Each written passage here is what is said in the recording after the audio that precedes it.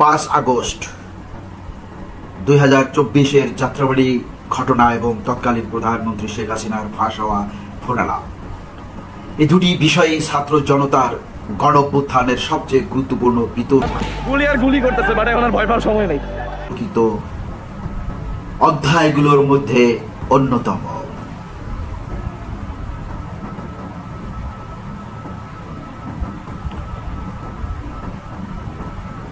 Phone ধরে বলে যে আপনার ফোন তো বন্ধু তো গুলি খাইছে, ওর অবস্থা ভালো না।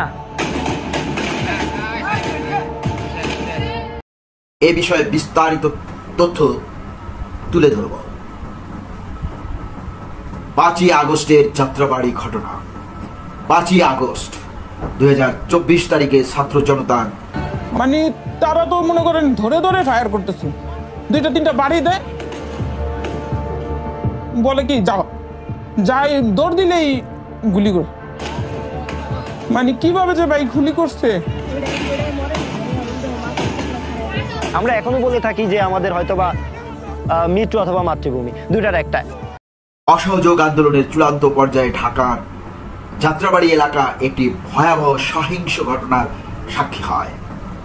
এই ঘটনাকে আন্দোলনকারীরা, এই পুলিশ তো আর নিজের ইচ্ছায় গুলি করে নাই, পুলিশকে তো কেউ নির্দেশনা দেওয়া হয়েছে, এবং এই নির্দেশনাগুলো কারা দিল?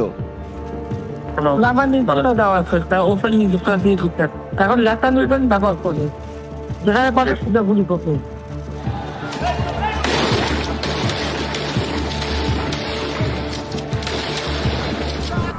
গণহত্যা বা ম্যাসাকার হিসেবে আখ্যায়িত করেছে।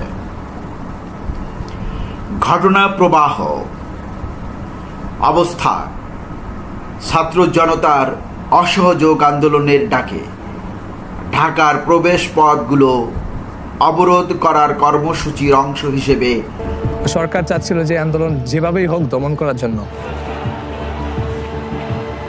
বিচার করুন,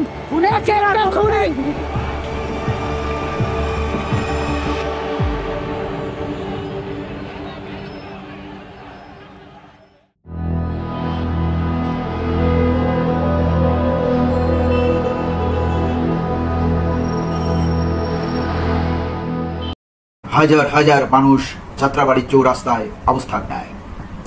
সহিংসতা: Bangladesh always maintain the human rights. To me, human rights means their security, their right to food, right to vote, right to live, everything we maintain. প্রত্যক্ষদর্শী গণমাধ্যম এবং মানবাধিকার সংস্থাগুলোর প্রতিবেদন অনুযায়ী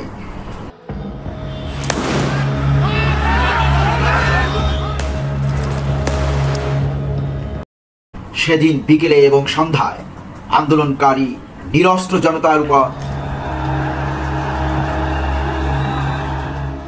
পুলিশ, র্যাব এবং তৎকালীন ক্ষমতাসীন দল আওয়ামী লীগের অঙ্গ সংগঠনের নেতাকর্মীরা অতর্কিত হামলা চালায় এবং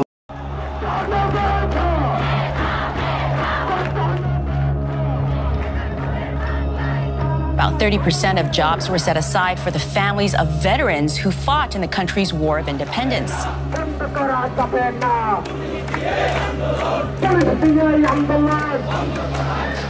নির্বিচারে গুলিবর্ষণ করে। যখন দেখলাম যে আমার এই কোটা সংস্থার, এটা আমি যেহেতু শিক্ষার্থী, আমি এই কোটার যদি হচ্ছে বৈষম্যের শিকার হয়ে যায়, তাহলে আমি দেখা যায় একটা ভালো জব পাবো না। হতাহত: এই ঘটনায় ঠিক কতজন নিহত বা আহত হয়েছেন তার কোনো সরকারি পরিসংখ্যান তখন প্রকাশ করা হয়নি।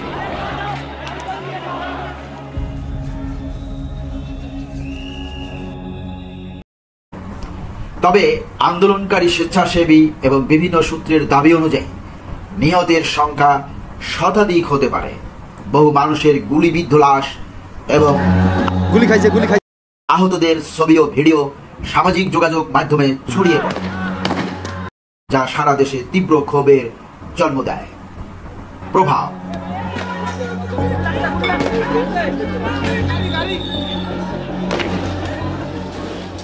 যাত্রাবাড়ির এই নৃশংস ঘটনা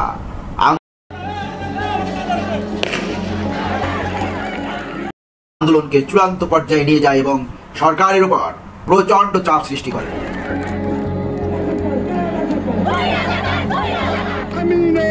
আমাদের ছাত্র এবং জনতার অভ্যুত্থান নামে যখন আমরা ঘোষণা দিই, তখন জনতাও আমাদের সাথে এসেছে।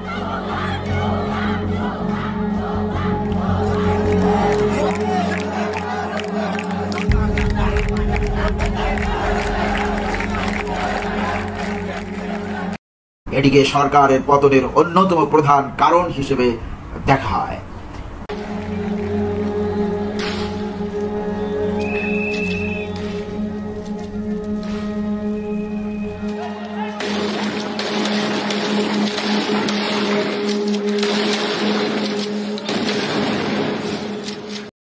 তৎকালীন সরকার ও আইন শৃঙ্খলা রক্ষাকারী বাহিনীর পক্ষ থেকে দাবি করা হয়েছিল যে আন্দোলনের শুরু থেকেই সরকার যথেষ্ট ধৈর্য ও সহনশীলতা প্রদর্শন করেছে।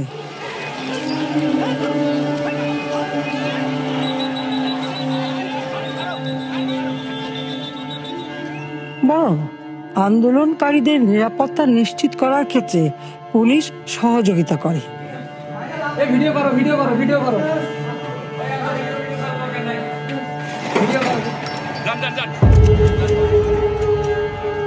তবে আন্দোলনরত কোমলমতি ছাত্রছাত্রীদের নিরাপত্তা নিয়ে অত্যন্ত উদ্বিগ্ন। দিনের পর দিন প্রতিনিয়ত আমরা দেখতে পাচ্ছি যে আমাদের ভাই বোনরা আহত হচ্ছে, ভাই বোনরা শহীদ হয়ে যাচ্ছে। তখন তার আমরা এত রক্তের উপর দাঁড়িয়ে এই রক্ত মারে আমরা হচ্ছে গিয়ে শেখ হাসিনার সাথে সংলাপে বসতে পারি না।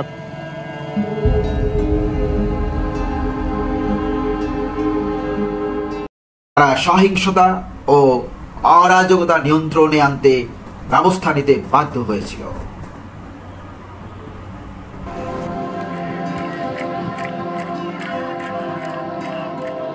সরকার চাচ্ছিল যে আন্দোলন যেভাবেই হোক দমন করার জন্য।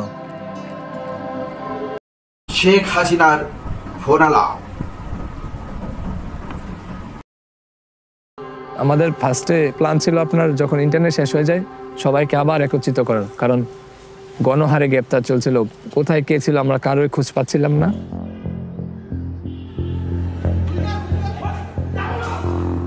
সবগুলোকে অ্যারেস্ট করতে বলছিলাম, সবাইকে বলা হয়েছে যে যেখান থেকে টিকাটা পারবো ধরে ফেলি।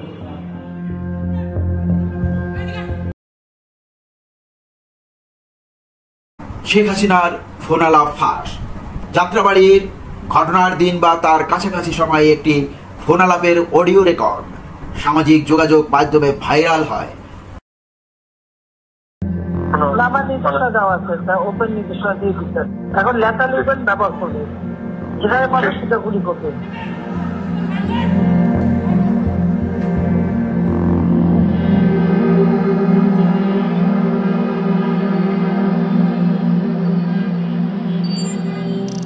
দাবি করা হয় এটি তৎকালীন প্রধানমন্ত্রী শেখ হাসিনা এবং পুলিশের তৎকালীন মহাপরিদর্শক আইজিপি চৌধুরী আব্দুল্লাহ আল মামুনের মধ্যকার কথোপকথন। ফোনালাপের বিষয়বস্তু কথিত নির্দেশনা ও ফোনালাপে একজন নারীর কণ্ঠস্বর শোনা যায়, যা শেখ হাসিনার বলে দাবি করা হয়। তিনি অত্যন্ত উত্তেজিত ও ক্ষুব্ধ স্বরে আইন শৃঙ্খলা রক্ষাকারী বাহিনীকে আন্দোলন দমনের জন্য কঠোর থেকে কঠোরতম ব্যবস্থা নেওয়ার নির্দেশ দিচ্ছিলেন। বিতর্কিত উক্তি রেকর্ডে শোনা যায়, তিনি বলেছেন, ওদেরকে সরিয়ে দাও, যা করার করো, ফায়ার ওপেন করো বা এই জাতীয় কঠোর নির্দেশনামূলক কথা। এই নির্দেশকে আন্দোলনকারীদের উপর সরাসরি গুলি চালানোর নির্দেশ হিসেবেই ব্যাখ্যা করা হয়। প্রভাব এই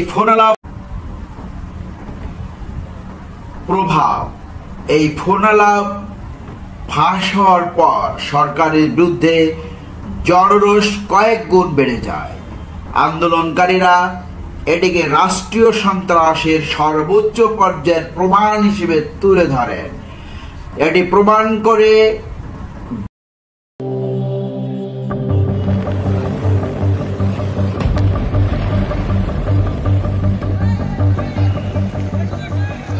বলে দাবি করা হয় যে তৃণমূল পর্যায়ের সহিংসতা বিচ্ছিন্ন কোনো ঘটনা ছিল না, বরং এর পেছনে রাষ্ট্রপ্রধানের সরাসরি নির্দেশ ছিল। এই অডিও ক্লিপটি শেখ হাসিনার পদত্যাগের দাবিকে আরও জোরালো করে তোলে। ফোন আলাপের সত্যতা নিয়ে বিতর্ক।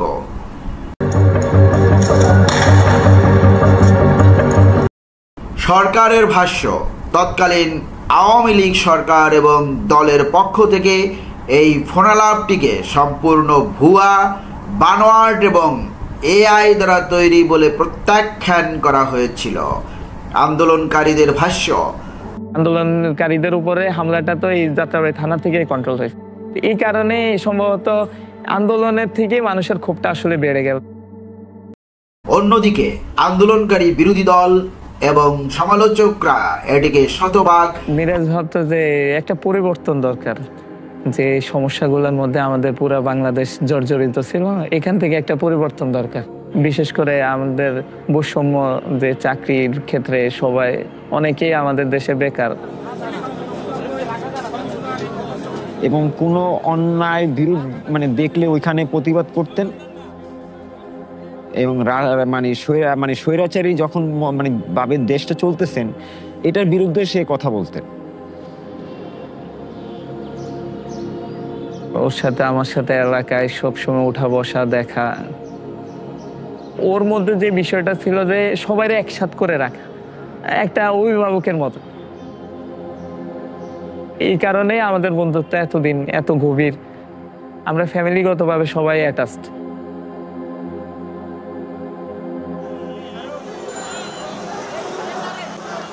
আসল বলে দাবি করেন এবং এর ভিত্তিতে আন্তর্জাতিক তদন্তের আহ্বান জানান।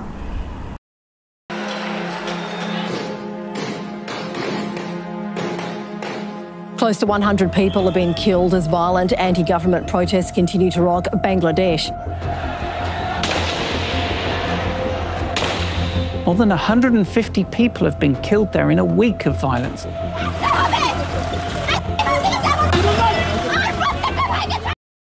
সংক্ষেপে, যাত্রাবাড়ির সহিংস ঘটনা এবং শেখ হাসিনার কথিত ফোনালাপ, এই দুটি বিষয় 5ই আগস্ট গণঅভ্যুত্থানকে চূড়ান্ত পরিণতির দিকে ঠেলে দিয়েছিল।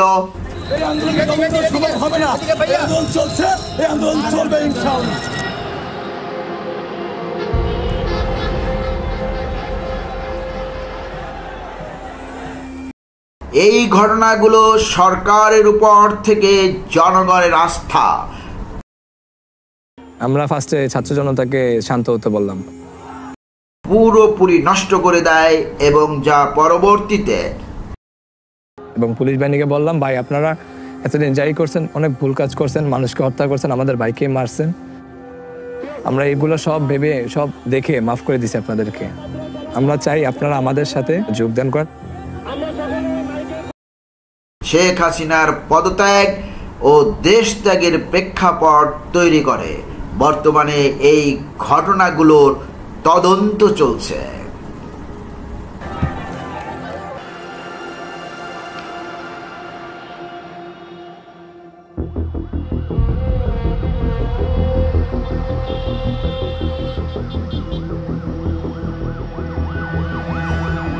পাঁচ তারিখে মিরাজ আমাদেরকে সবাইকে ফোন দিয়ে নিয়ে আসে, আমাদের বাসার পাশে নিয়ে আসে, ইভেন বলে যে আজকে যদি না যাই তাহলে নিজেকে আমরা মাফ করতে পারবো না, আজকে হয়তো একটা ভালো একটা কিছু হবে। এই জায়গাগুলা লোকে লোকারণ্য ছিল, অনেক মানুষ, মানুষের মধ্যে ভয়ভীতিও ছিল না। ভাই পুলিশ ঠিক আছে, একটা মানুষের সামনে আগাইতেছে না, এখানকার যেমনে পারে সামনে গুলি করতেছে, এই যে ছাদ থেকে গুলি করতেছে, অবস্থা পুরো একদম খারাপ।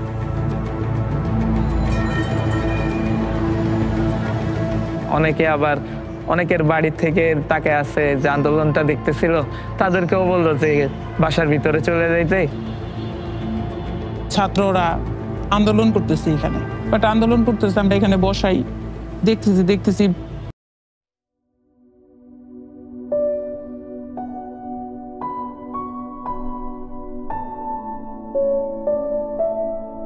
অনেক গ্যাঞ্জাম হয়েছিল, মানে অনেক লক্ষ লক্ষ মানুষ এখানে।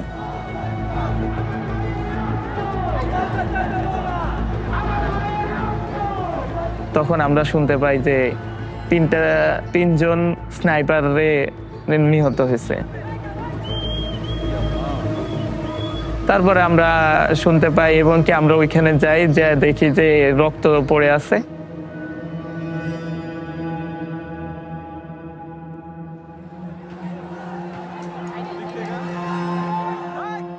তখন সবার মধ্যে একটা ভীতি কাজ করে। পুলিশ যারা দাঁড়ায় ছিল ওরা থানার দিকে চলে যায়। অনেক মানুষ বিজয় উল্লাস করতেছিল। এটা হচ্ছে যাত্রাবাড়ি হাইওয়ে, পুলিশ ইচ্ছা মতো গুলি করতেছে, যে দেখতেই পাচ্ছেন। এই যে স্নাইপারের আওয়াজ, ঠিক আছে।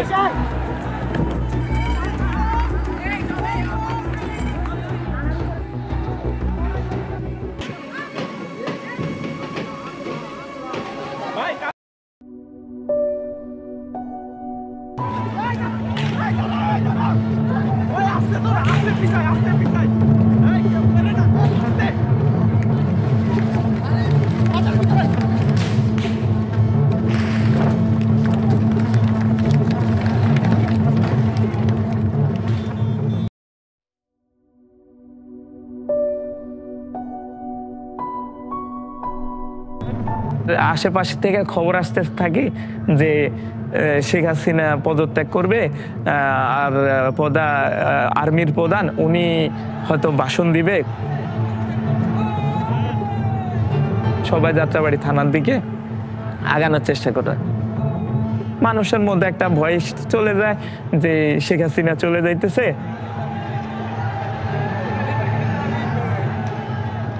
সবাই ভাবতেছে যে আর তো পুলিশ গুলি করার কোনো সম্ভাবনাই নেই।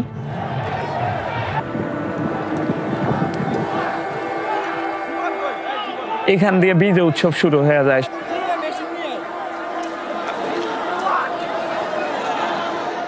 যাত্রাবাড়িতে একটা আনন্দ মুখর পরিবেশ তৈরি হয়।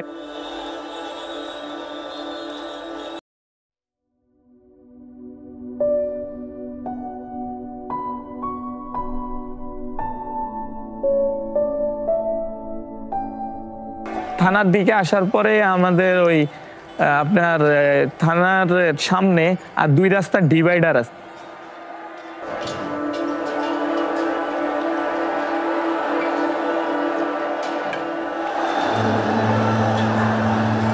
এটা হলো নতুন বিল্ডিং। নতুন বিল্ডিং এর ছাদে অনেক পুলিশ ছিল। তখন মিরাজ তার ফোন বের করে ভিডিওটা করতেছিল। সামনে গেটের সামনে আর্মিরা দাঁড়ায় ছিল, অনেক আর্মি ছিল। গেটের পুরাটা গেট ব্লক করে দাঁড়ায় ছিল।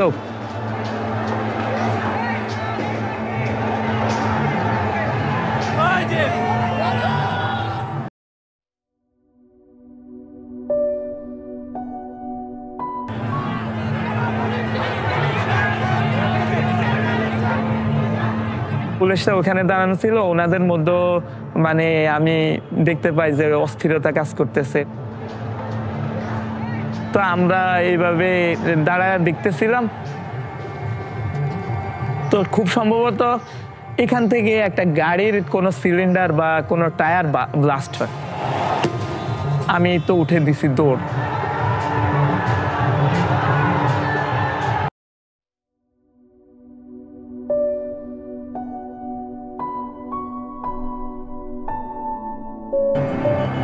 আর্মিরা হয়তো ভিতর থেকে কল ছিল কিনা যে তোমরা সরে যাও, ওরা একটা কিছু করবে, এরকম হতে পারে। ওরা আমরা আপনি দেখবেন যে ওরা দৌড়ে চলে গেছে।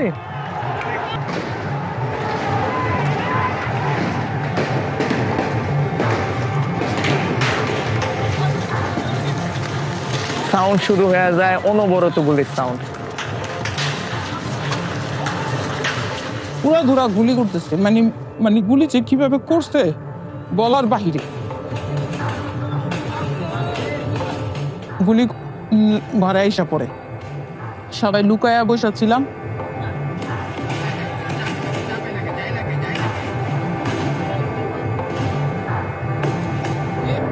মানে তারা তো মনে করেন ধরে ধরে ফায়ার করতেছে, 2-3টা বাড়ি দেয়, বলে কি যাও, যাই দৌড় দিলেই গুলি করে। মানে কিভাবে যে ভাই গুলি করছে।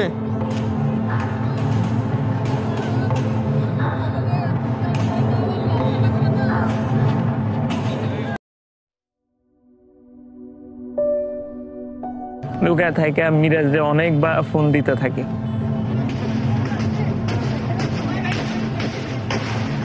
তারপরে আমি চিন্তা করি যে যেহেতু গুলির সাউন্ড হইতেছে অনেকক্ষণ থেকে, তো সম্ভবত এই সাউন্ডের কারণেও শুনতে পাইতেছে না, বা মানুষের শোরগোলের কারণেও শুনতে পাইতেছে না।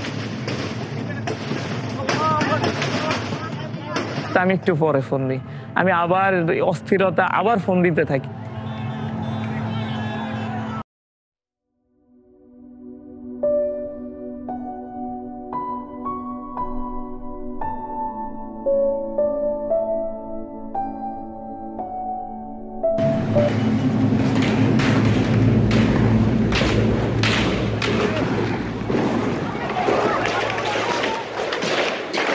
একজন ধরে ওর ফোন ধরে বলে যে আপনার ফোন তো বন্ধু তো গুলি খাইছে, ওর অবস্থা ভালো না। যাওয়ার সাথে সাথে আমি দেখতে পাই যে কয়েকটা স্তূপের মধ্যে আমার বন্ধু পড়ে আছে। তো আমি দেখে আর নিজেকে রাখতে পারি না, আমি নিজের কন্ট্রোল হারায় ফেলাই যে একটা বন্ধু আমার সাথে ছিল এতক্ষণ মারা গেছে। ওরে আমি নিয়ে আসি, ওরে একটা যারা লাশের যে মানে অনেকগুলা লাশ থাকে, সারি সারি লাশ, ওই লাশের মাঝখানে আনে ওনারাই রাখে, আমি তো আর ধরতে পারি নাই। তো পরে ওনারা ওইখানে বাইরে নিয়ে আসা রাখে, আর আমাদের একটা ডেথ সার্টিফিকেট দিয়ে দেয়। ডেথ সার্টিফিকেট দিয়ে দিলে আমার বন্ধু বান্ধব, ওর আত্মীয় স্বজন সবাই ফোন দিতে থাকে। তো ওর সবাই কান্নাকাটি করতে থাকে অস্থির, এর মধ্যে আমি একা।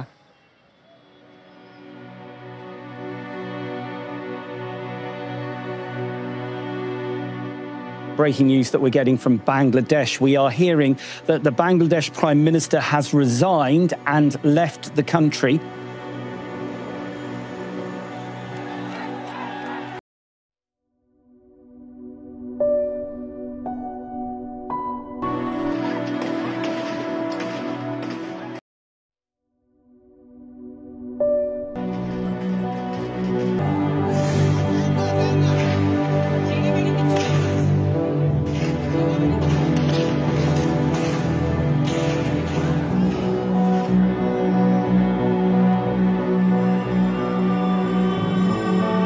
গুলি করতেছে, মানে এখন আর ভয় পাওয়ার সময় নেই।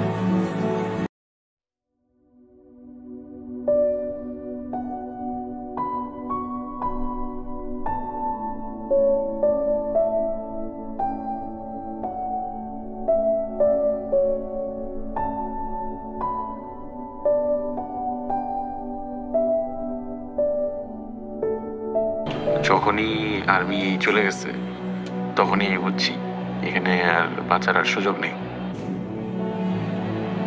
হ্যাঁ, আমরা বলছিলাম যে সাহায্য পাঠান, নাহলে বাঁচা সম্ভব না, কিন্তু কোনো সাহায্য আসেনি।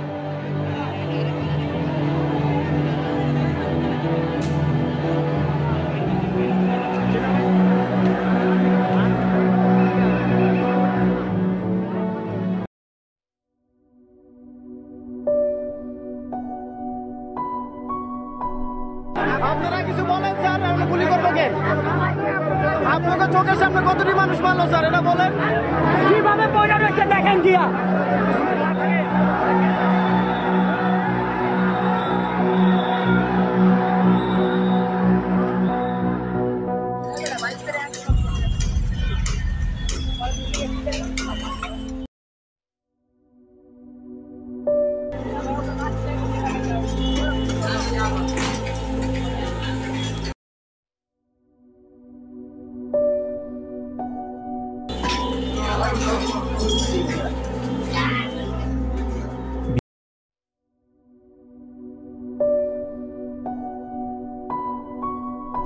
রাবার বুলেটের শেষ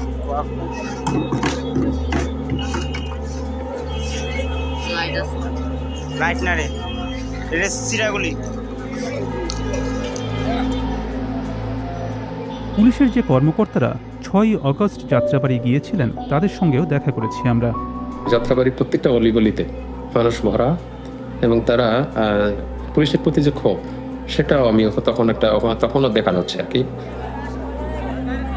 আমি আমার একজন কলিগের মাধ্যমে আমি জানলাম যে যাত্রাবাড়ি থানা, ঢাকা যাত্রাবাড়ি থানার সামনে পুলিশের অনেক লাশ পড়ে আছে।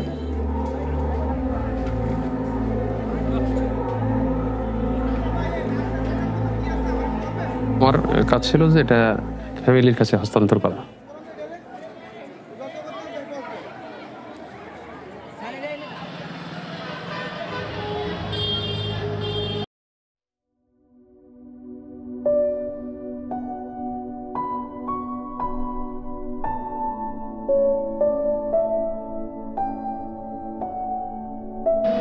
আমরা চেইন অফ কমান্ডে চলি, কমান্ডের বাইরে যাওয়ার কোনো অপশনই নেই।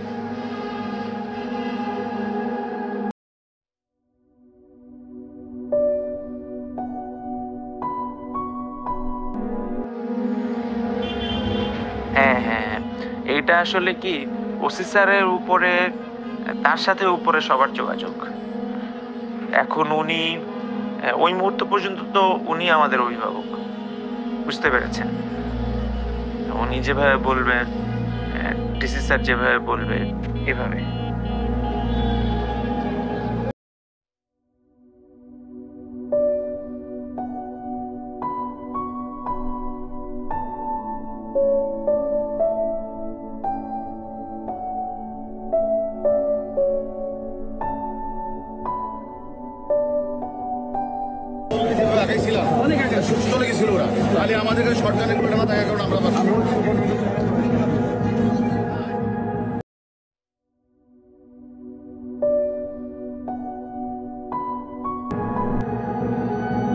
কমিশনারের নির্দেশনা ছাড়া কোনো কিছুই হবে না। গুলির যে নির্দেশনা, এটা সামগ্রিক নির্দেশনা ছিল, যেটা কমিশনার বলে দিছিল। যদি কেউ আমাদের আইন শৃঙ্খলা ভঙ্গজনিত কোনো ধরনের অপতৎপরতা চালাতে চান, সেটি যেই হোক, সেটি শক্ত হাতে মোকাবেলা করা হবে।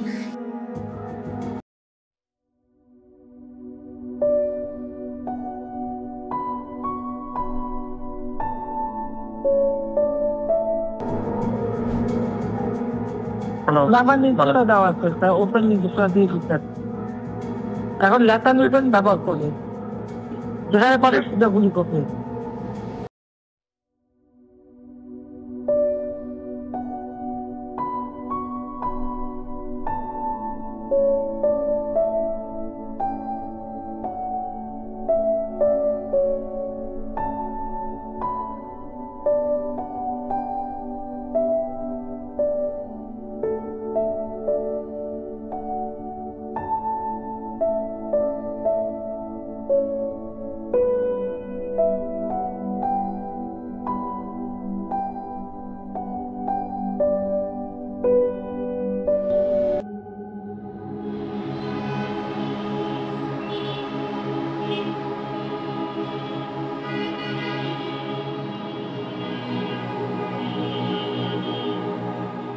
গুলির যাতাটা গুলি খেয়েছে, বুলেট নিশ্চয়ই না। হ্যাঁ, ছাত্র আন্দোলনে যখন সারা বাংলাদেশের মানুষের বাইরে দিচ্ছে, ও ওইটা বলে সামিল ছিল। প্রতিবাদ করতে যা দেশের জন্য পতাকাটা ছিল মাথায়।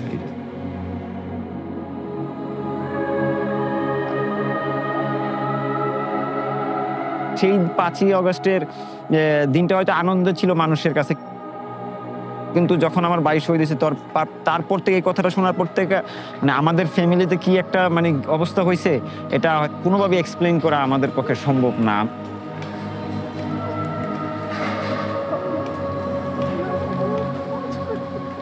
এতটুকু মানে সান্ত্বনা নিয়ে আর কি বর্তমানে আমরা বেঁচে আছি, যে আমার ভাইয়ের রক্তের বিনিময়ে যদি এই দেশটা আবার নতুন করে শুরু করতে পারে, নতুন করে মানে স্বৈরাচার মুক্ত দেশ গঠন করতে পারে।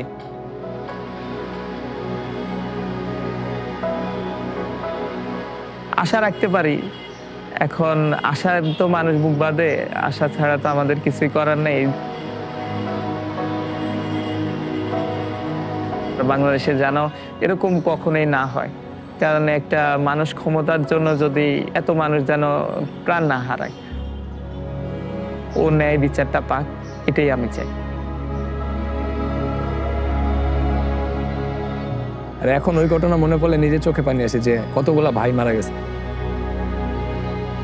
এখন আমরা আরেকবার স্বাধীন করছি দেশটা, তো আমার নিজের ওই ভয়টা আর নেই। আগে যে একটু ভয় ছিল ওই ভয়টা এখন আর নেই, এখন একটু সাহসী হয়ে গেছে।